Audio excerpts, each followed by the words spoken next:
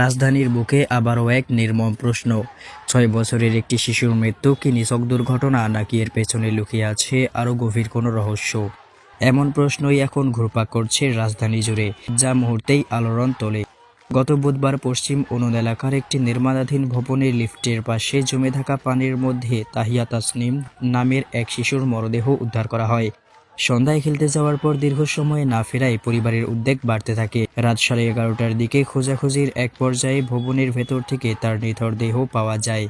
একটি স্বাভাবিক সন্ধ্যা যে এভাবে শোকে পরিণত হবে তা ভাবেনি হয়তো কেউই। খবর পেয়ে পুলিশ ঘটনাস্থলে পৌঁছে মরদেহ উদ্ধার করে এবং ময়নাতদন্তের জন্য ঢাকা মেডিকেল কলেজ হাসপাতালে মর্গে পাঠায়। আইনশৃঙ্খলা বাহিনী জানিয়েছেন, মৃত্যুর প্রকৃত কারণ নিশ্চিত হতে অপেক্ষা করা হচ্ছে। তবে প্রাথমিকভাবে হত্যা মামলা দায়ের এর প্রস্তুতির কথা জানিয়েছে তারা, যা রহস্যকে আরো বাড়িয়েছে। এদিকে পরিবারের অভিযোগ, ঘটনাটি স্বাভাবিক ডুবে মৃত্যু নয়। তাদের দাবি, শিশুটির শরীরে ডুবে যাওয়ার সাধারণ লক্ষণ নেই। মুখে বিস্কুটের গুঁড়া থাকার বিষয়টিও সন্দেহ বাড়িয়েছে।